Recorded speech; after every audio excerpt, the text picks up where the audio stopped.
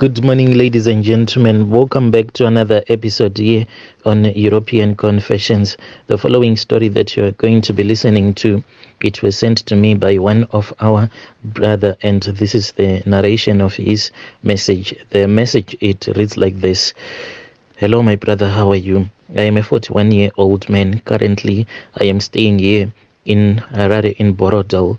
That is where I bought my own property, but my wife, my South African wife, she is there in South Africa. So me and my South African wife, after we had started staying together, when she fell pregnant, we really had a very big problem, and it was all because of the lack of money. When I started dating her, this was the time when I had gone to South Africa, and then I found out that she was like the woman that I had been looking for all my life. So I spoke with her, and she told me that even though she was dating another guy, she was interested in me, but she only wanted me to help her out since she had other two kids that she had with her high school boyfriend. So financially, the guy was not there. Since I was working in the construction industry, she knew that after each and every 2 weeks, then I'll get paid. So she said, part of your salary, you're going to give it to me, because this is the price that you have to pay to date someone as beautiful as I am. But we were madly in love with each other, especially when it was around 2010, when the stadiums were being built. We used to get a lot of jobs in the construction industry, and I kept on making a lot of money because I didn't even hesitate or feel lazy to work overtime. So all the money that I'll be getting, the money was going straight into her bank account. Since I was using her bank card, then she will just take half of the money, then she'll give me the other half of the money, then I would use it. It then happened that when I lost my job, she then told me that she was going to stick by me, but there was a time when she had gotten a job at this other supermarket, and when she was working there, she told me that she was now dating another guy who was working at that same mall where she was working. So we broke up. When we broke up, I think that I went through that.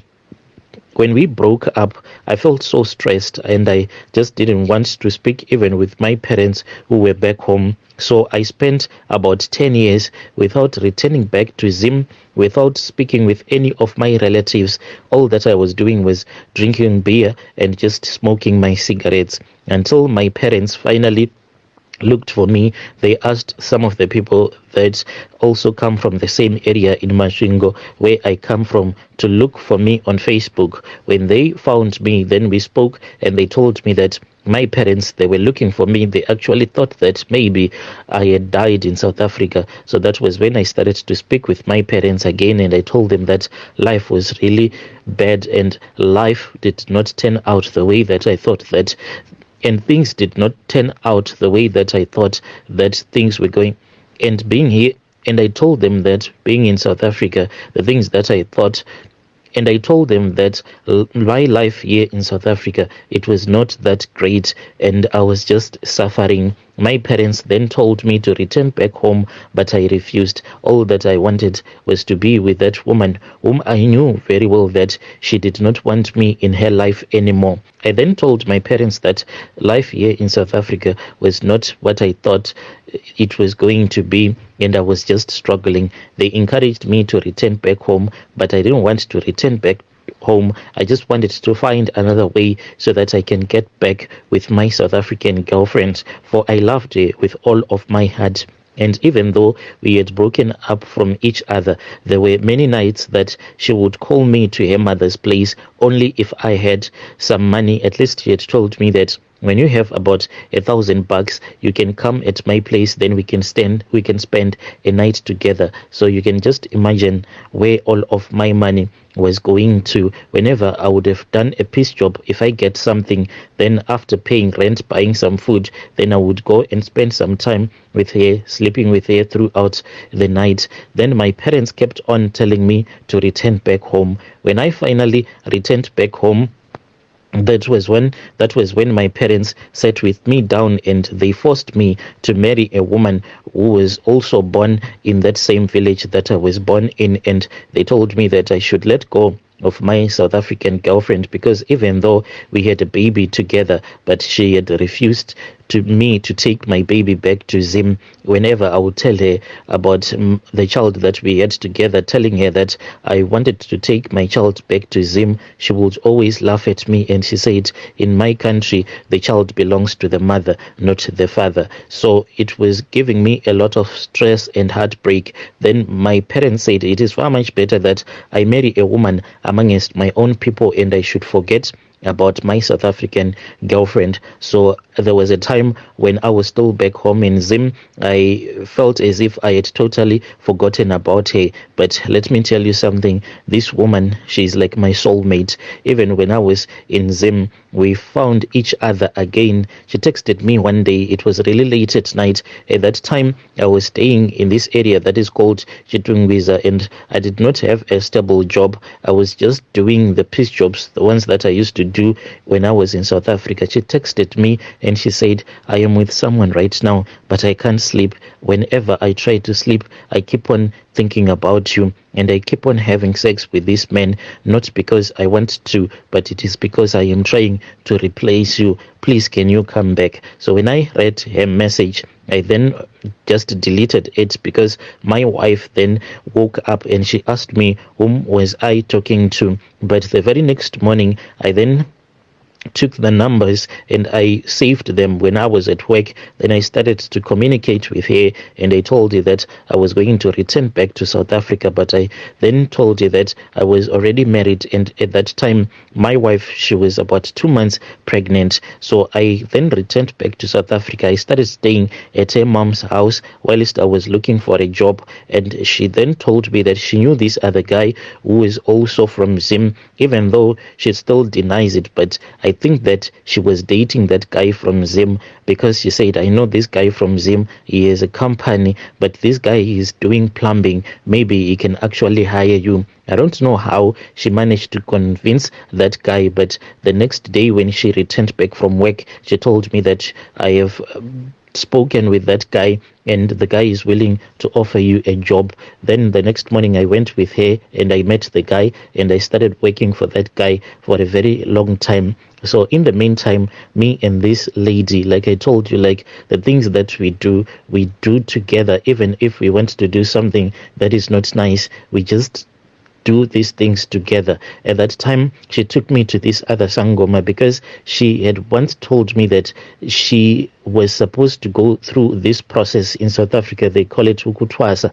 She was supposed to go through that process. So she said, accompany me so that I can go and hear for myself what exactly that is needed, so that I can go and do these rituals, and then I can become a traditional healer. So it was me and her. We then drove to Eastern Cape. When we were in Eastern Cape, that was when we met one of this old lady whom she had once spoken with when her father was still alive. Then that old lady told her the money that was needed. There were 2 cows that were going to be needed, as well as a lot of cash, so that the process can be completed. And she was supposed to stay with this woman for about a year. So whilst they were speaking, I then went outside, and there were a lot of guys there who were already going through that process. And when I spoke with one of the guy who seemed to be very friendly, I spoke with him and I asked him if there was anyone whom he knew who could actually help me to get these things that they call the tokologies. The guy laughed at me and he said, you do not want to do that. You should just try to work very hard and your ancestors are going to bless you eventually. But I said, if you know anyone, I know that you know anyone, please assist me. The guy then gave me a number and he said, just take this number and speak with that old man and tell him that it is I, Tsepo, who has given you these phone numbers, not his real name. So I took those phone numbers. Then when my girlfriend was finished with that old lady, we then returned back to Joburg, and I did not tell her about this guy that I was supposed to go and see. So I then communicated with that guy, and he was also in Joburg, and I went and I saw him. The first day when I arrived at his house, he made me to pay 450 rands so that he can have a consultation with me. That was a consultation fee. When he looked into my future,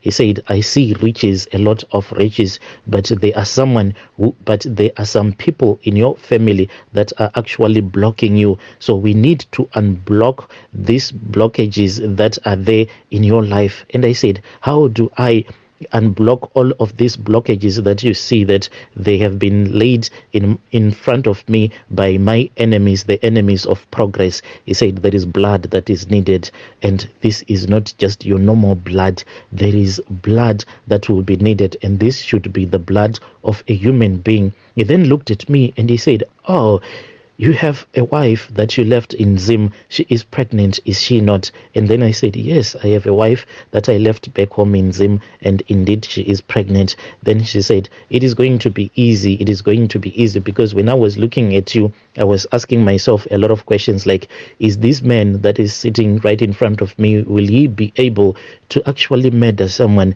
This one will never be able to harvest the body parts of the person that he would have murdered. But since you are saying that you actually have a wife that is pregnant, it is fine, it is easy, it is going to be easy on you. And then he told me that the blood that was going to be needed was the blood that comes out when a woman has a miscarriage. He then said that we needed to wait for my baby to grow until maybe when he was around about 5 months. When he was 5 months, like when the pregnancy was 5 months, that was when he was going to force my wife to have a miscarriage in the spiritual realm. Then all that I had to do was to collect the blood that will be coming out. He told me that the pads that my wife was going to wear, I was going to go and buy them. So I went to Discam. This was after the first day when we had done the rituals. I went to Discam and I then bought those other ones that are called maternity pads, and he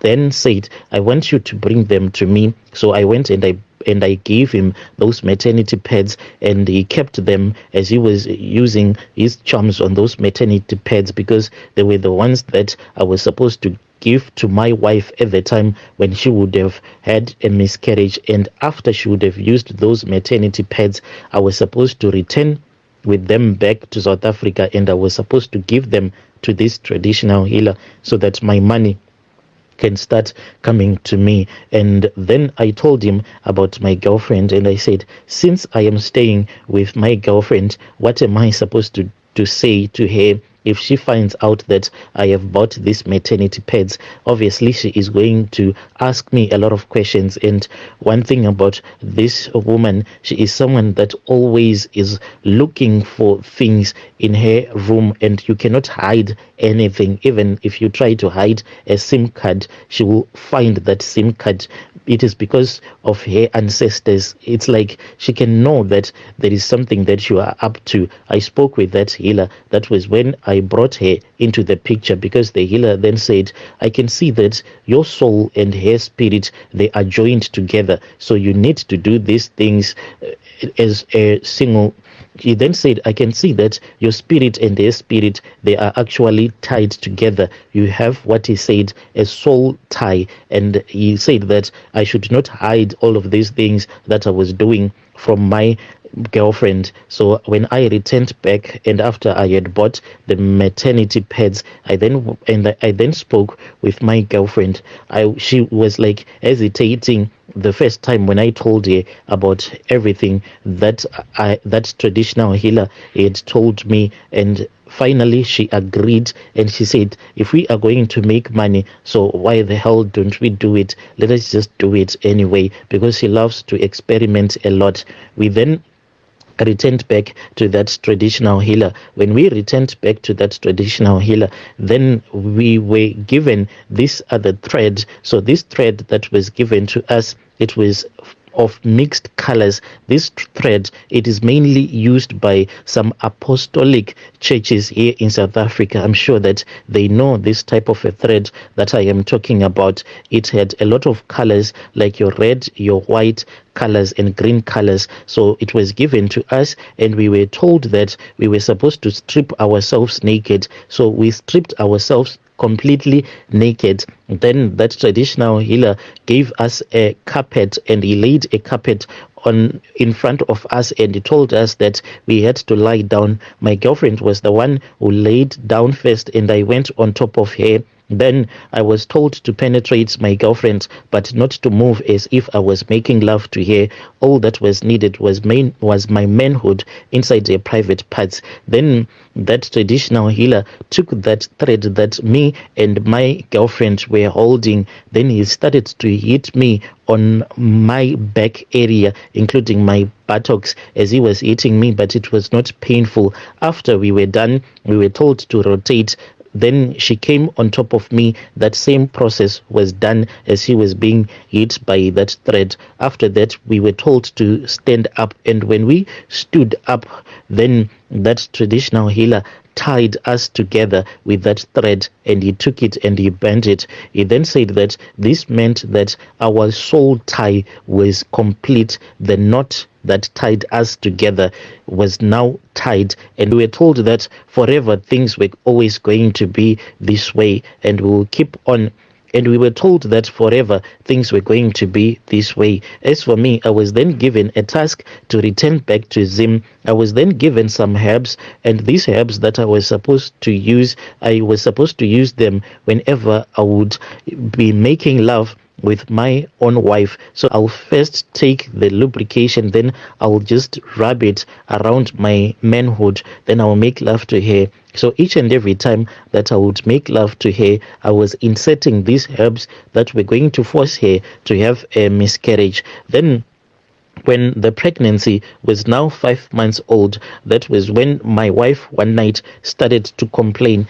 Then my wife said that she was actually having these cramps around her stomach and around her waist. Then we saw that she was having a miscarriage. So I had been told that I was supposed to place a small bucket, those little small buckets, usually those ones that come with peanut butter. I had one that I had bought, and it was a small 1 liter red bucket, and I had placed it underneath the bed. My wife, mysteriously, she had not even looked underneath the bed. So the idea was that when she was having a miscarriage, then the blood was actually going to flow into that small bucket. Next morning, after my wife had a miscarriage, I lied to her that I was going to buy some maternity pads, and I returned back. Since I told her that I did not have any money, when she had that miscarriage, when the baby came out, she just went and she just sat on top of a bucket. The baby fell directly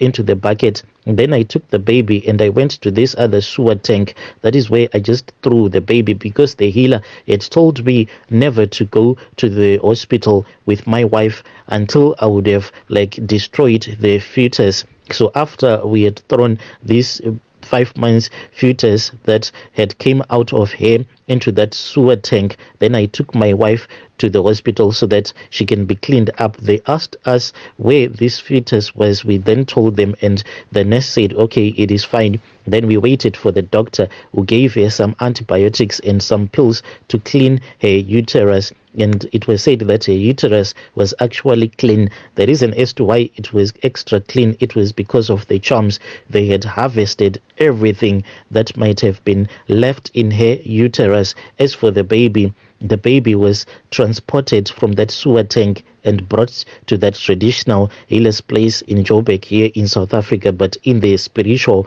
realm. I gave my wife those maternity pads. She did not even suspect these maternity pads. I had brought them from South Africa. So each and every time, since she was in pain and I was acting as if I cared a lot about her, after she would have removed the maternity pads, then I would take them and pretend as if I was going to throw them away. There was this other small plastic that I used to keep them in. I then took one of this other jacket that I had bought. There are those jackets that these guys that are working for Mr. D that they wear. I still remember that I had one jacket like those ones that I had bought at Maravastat, those fake ones. It was one with a BMW logo. So when I had bought that jacket, I had cut it open so that each and every time when I would pretend to go and throw away the maternity pads that would have been used by my wife,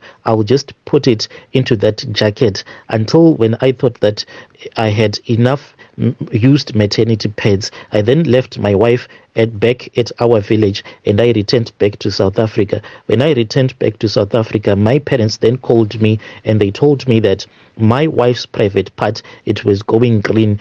I then sent some money, but this was the money that we had taken first to that traditional healer, and this money, it was going to affect my wife even more. When they took her to the hospital, they were told that my wife actually had some sort of an infection that was making her uterus to go green. So everyone just thought that it was because of the miscarriage that she had. Unfortunately, when I returned back to Zim, well, I knew that this was what was going to happen. My wife then passed away. She died. This was 3 months later after she had been suffering for a very long time. I buried my wife and I pretended as if I was really sad. Then I returned back to South Africa. When I returned back, that was when we did the final process and we started to make our money. So my wife, since she's the one who is a South African, she is in front of me in everything that we do. If we want to buy a house, we buy it in her name. So the only rituals that me and my wife has to do is that she looks for these young women, especially if we can get a young woman that would have never made love to a man before. She hands over that young woman to me. What this young woman will not know is that when I make love to this young woman that would have never had intercourse in her life, we would have placed that small bucket underneath my bed. So the moment that this young woman will be bleeding after I would have penetrated her, then the blood will get straight into that bucket. This is what we were told by that traditional healer. So most of the girls that I go around sleeping around with, we actually are using them for our rituals. So here in Borodale, like in Harare, where I bought my property, that is where also I sleep with some girls. Out of 8 girls that I can sleep with, maybe only 1 will still be a virgin. And the rituals want me to sleep with these young women that would have never made love to a man before, because their blood, the virgin blood, is the one that sustains these things, that gives us money. The virgin blood is the one that chases away the ghost of my wife and keeps the spirit of my wife locked up in her grave.